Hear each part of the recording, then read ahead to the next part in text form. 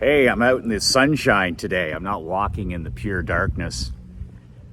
Michael McLean, Badass CEO, and I have a terrific story for you today from my badass childhood. And it's one of my favorite tales of growing up with my mom and dad and the difference parenting can make for a child. The difference a special teacher or a t-ball coach or a football coach or a Sunday school teacher or anybody or that shows an interest in children. It's about mindset to me. It's these moments in a person's life, whether they're a young child, the younger. I mean, our character, to me, everything that I've studied and experienced, 22 years of coaching pro and amateur hockey and 31 years in the entrepreneurial trenches since I was 12 years old. Everything tells me that a person's character is set in stone by age 5. Some of the experts say sooner, a little bit later, but my belief is a character is set by age 5. So those are important years in your children and grandchildren's lives. So a story I want to share, I've shared it with my mastermind members a few times on our trainings, and I've spoke about it when I've talked in front of large audiences in the past. But one of my favorite stories about the power of expectations, the power of standards in your home and in your business is revealed in this story. See, in our home, Krista and I, everybody would assume that we have a lot of rules. Oh, Michael must have a lot of rules in his home. Krista and Michael must have a lot of rules. Good afternoon. For Emery, Michael must have had a lot of rules when I had my hockey team, my championship Barclay Cup. There must have been a lot of rules. Michael must have a lot of rules when it comes to his company for Leanne and Mark. And it's almost the direct opposite, where I've never liked rules. I've never been a fan of rules. I think that losing cultures have a lot of rules. You'll see a wet behind the ears, college coach take over an NFL job, and they'll come in with all kinds of rules. Or you'll see a young and inexperienced coach start coaching in the NHL or managing a Major League Baseball team. And what's the first thing they come in with? They come in with a lot of neediness, a lack of confidence, and a lot of rules. So what I've always done in my life and my business, especially as I've matured as a man, is far less rules and more expectations and standards. As I say all the time, we're not our highest dreams and you're not your highest goals. You're your lowest standards. So the standards that we have in our world, in our houses, in our businesses, the standards that you have, that's what you're going to get more of. And what we tolerate, in other words, our lowest standards, and it could be anywhere of any part of your life. You could have extremely high standards in your company, and you can have low standards in your home. But whatever you tolerate, you get more of that. So if you're struggling in any area of your life, whether it's health or fitness or marketing or time management or your marriage or your relationship with your children, any area that you're weak in, and we all have weaknesses, I can guarantee you that you have lower standards in that area. You have lower standards for health and fitness, or you have lower standards when it comes to the food that you consume, or you have lower standards when it comes to technology. You're consumed by screens and consumed by anti-social media. We all have standards, but remember, what you tolerate, you're going to get more of that. So when it came to my hockey teams, when it came to my barber shop, my insurance agency, my window washing company years and years ago, this consulting company, my own home. It's all about standards, not tolerating anything in your world that isn't outstanding. I don't want anything in my world, my personal or professional world, that isn't, top 1% outstanding. Something that isn't magnificent. I don't want it, whether it's a person, whether it's an associate, whether it's an employee, whether it's a food, whether it's a drink, whether it's a house or a car, the clothes I wear, the foods I consume, the books I read, technology. It doesn't make any difference. I don't want anything in my world that isn't outstanding. And that's what curating and cutting the rope and all of this stuff is so important.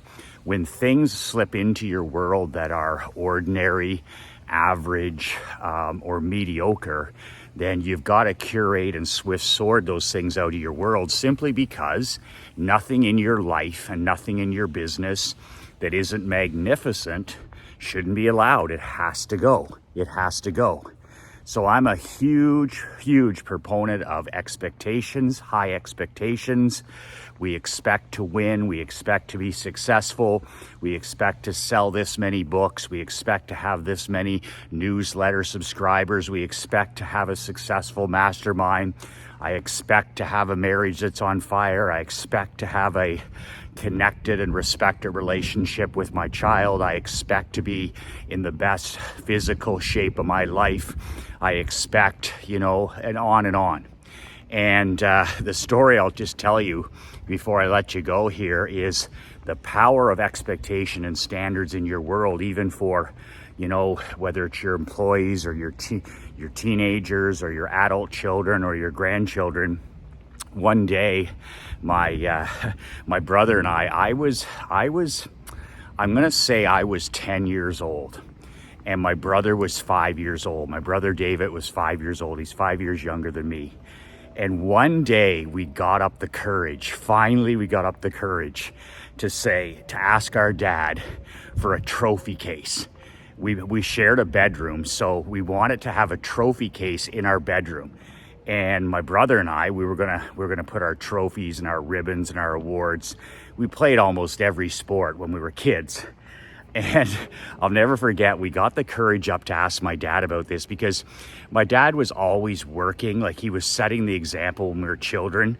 There was none of this BS workaholic or workaholism, those terms that have been created by people that hate their work, hate their jobs, people that want to escape work. That's workaholic is a made-up term.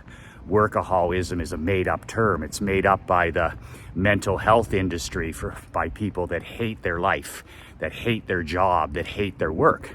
So we never looked at my dad like a workaholic. We were just like, man, someday I hope that I can have something so passionate in my life that I never need to escape from it. That's the message my dad sent by working 5 days, 6 days, 7 days a week, but never missing anything important in our life, ever. When we grew up in the back of the general store, when he transitioned into insurance, he cut his hours in half. But even when he was working in the insurance business or in the general store business, 7 days a week, 14 hours a day, every day but Christmas, the man never, and my mom never missed anything important. He would take the 2 hours off to coach. He would take the 2 hours off to come to parent-teacher interviews. He never, ever, same with my mom, ever missed anything to do with his children, even though he was working extreme hours. And that's why I always said, even though I'm putting in these extreme hours now, at least I'm not a bootlicker. At least I'm not a corporate cubicle bootlicker. He said, I'm a badass. Sure, I'm working too many hours, but that's not the end. He was paying his price. He was putting in his time.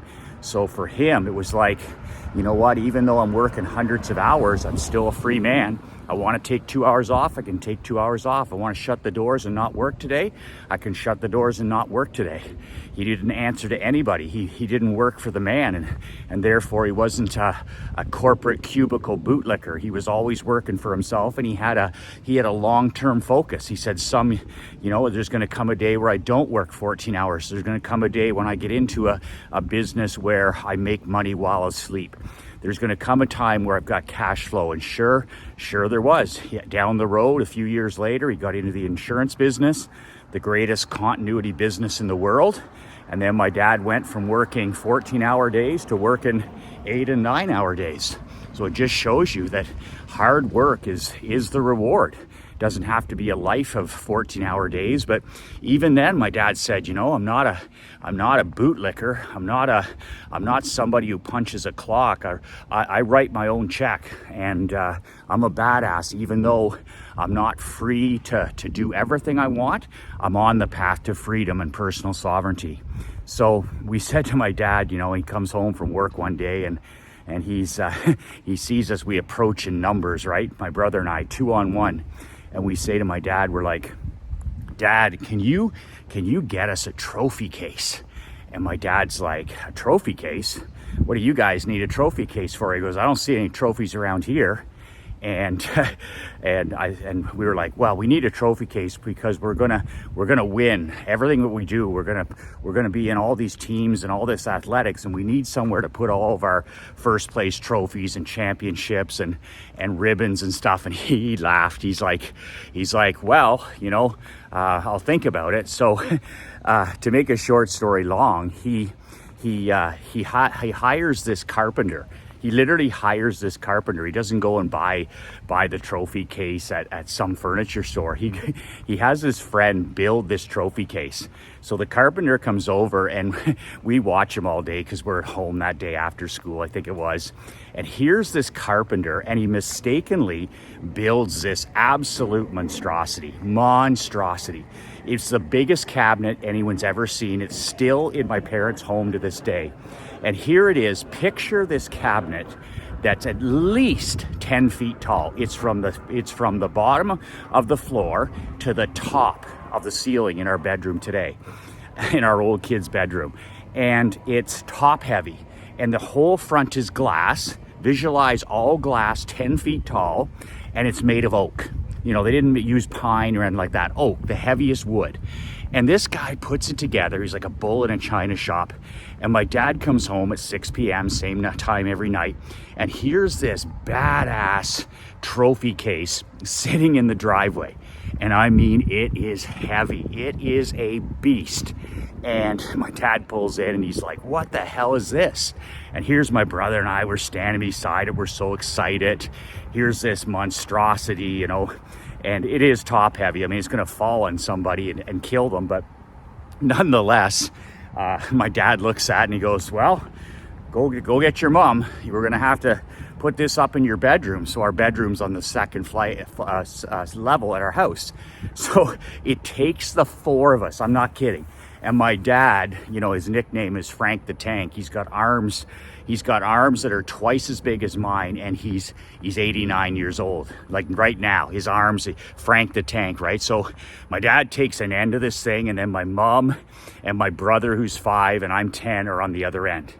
And not a word of a lie, it took us almost half an hour to get this beast up the stairs, finally to the second story and into our bedroom. We had to move it here, move it there. Knuckles are getting crushed in the doorwell, and just a mess, right? Everyone's just beating a sweat. My dad's doing this with a suit and tie on from the insurance office. And finally, he gets it up in our bedroom, and it's a tiny room. We have bunk beds, and he puts it up against the wall, right? And it's right to the ceiling.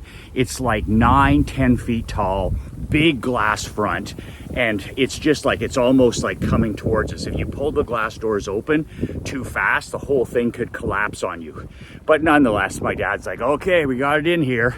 So here we have this massive beast of a trophy case, exactly what we asked for.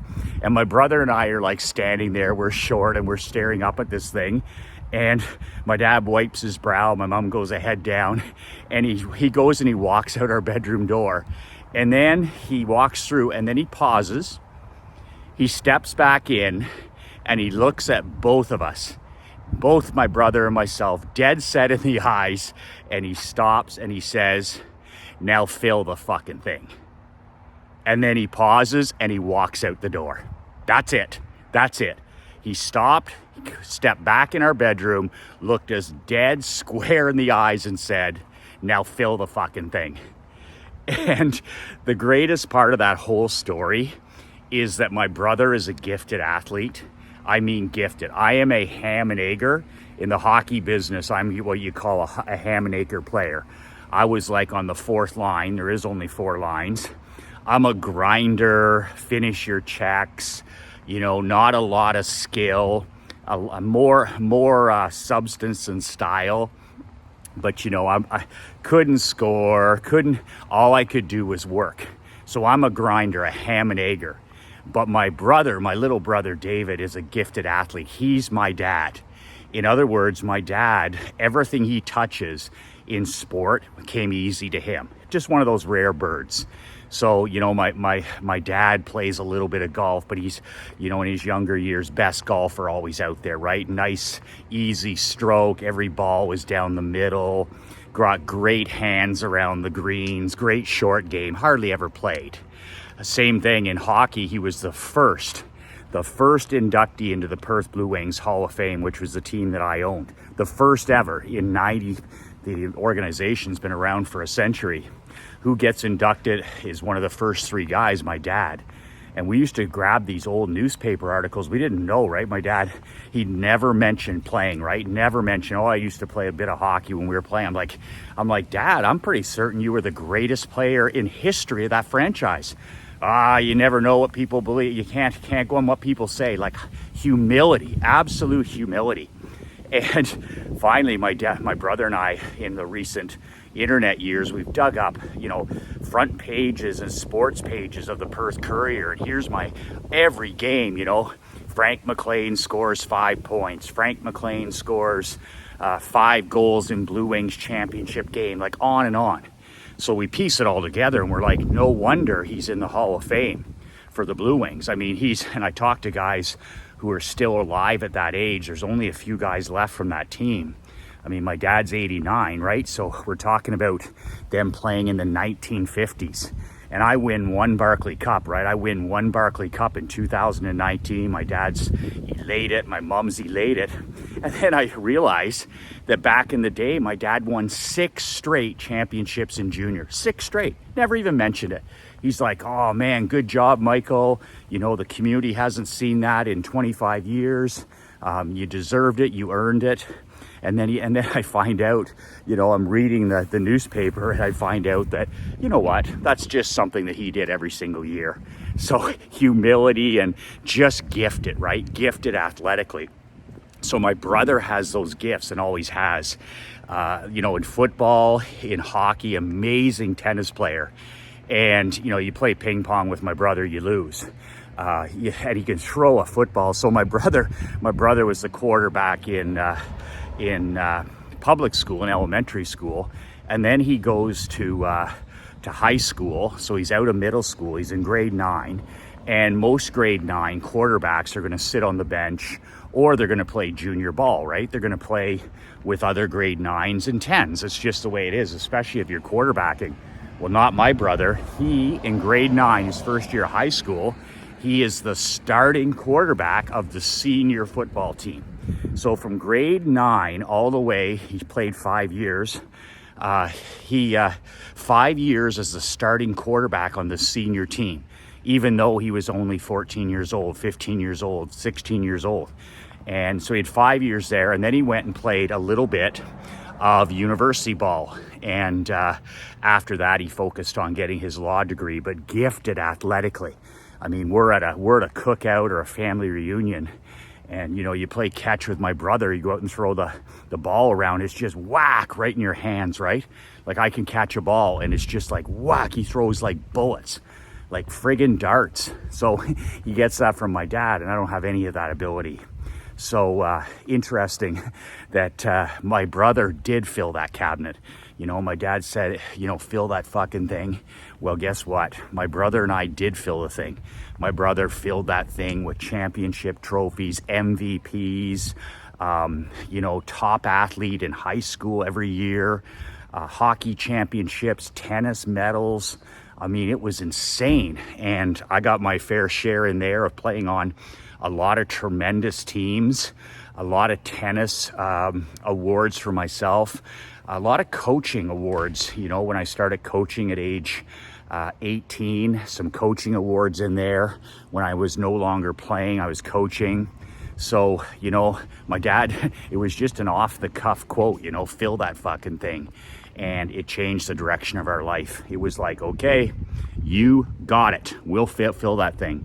And the interesting thing is there was no third or eighth or 16th place ribbons or trophies in there. I tell Emery this story all the time. My dad was like, he'd always say, like, he'd see a third place ribbon. It could be a poster contest from the agricultural fair. It could be a third place tennis ribbon. And my dad would be like, the trash is over there. He goes, why would you want that memory in your life? And it was based in humility too, which made it even more effective. Like, he was like, I said, Dad, where are all your trophies? Where are all your awards and all your banners and all these things that he did win? And he's like, he goes, I never kept those things. Nobody cared about that stuff. I'm like, where are all your championship team jackets like his other fellow guys would be wearing and stuff? He goes, that's all in the past. I threw them out. And I swear to God, in our house growing up, there was never a trophy, never a hockey jacket, never anything from my dad's career. He's like, nobody wants to listen to that. Nobody wants to see that. That's living in the past. And it's such an incredible mindset that every day is a new day, right? Every day is a new day. And what we did in the past doesn't really matter. And he just kept grinding that into us. He's like, okay, so what? You won a Barclay Cup. That's great. What's next? Nobody cares. And that mentality has served me and my brother so well, because he's like, that's fantastic. You're #1 insurance agent this year. You increased your sales by 30%. So what? Nobody cares anymore. Work harder. There's more to accomplish. You lost 15 pounds. You're doing great. So what? What's next? What's next? You know, our team used to get ranked #1 in the every week. The national and provincials would come out, and when I had my strong powerhouse Blue Wing team, sometimes we'd be #1 in the country or #3 in the country. And I would see that and I'd get excited for a few minutes, and then my dad's like, who cares? Who honestly cares until the playoffs? You either put a ring on your finger or you don't. And if you finish second, it doesn't make any difference. So we filled that cabinet with a lot of firsts, a lot of red ribbons, a lot of medals, a lot of gold medals, and a lot of championships. And my dad had no interest in anything but that. But you know what? The power of expectations, the power of standards in your business and in your world, and it all starts with your personal standards. Like, I can't say anything to Emery as she gets older here unless I'm in great shape, unless I'm reading, unless I'm walking, unless I'm drinking water, unless I'm not drinking alcohol, unless I'm, growing as a person. My standards are hers.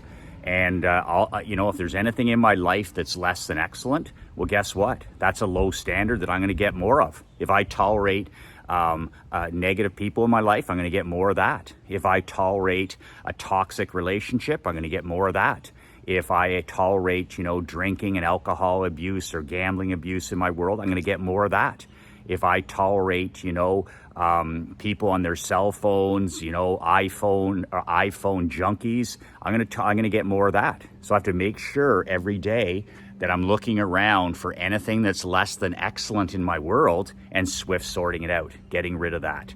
So that's my dad's trophy case story, the big monstrosity that changed our world, and him stepping back into the room and just looking us square in the eyes and just saying to a 10-year-old and a 5-year-old, now fill that fucking thing.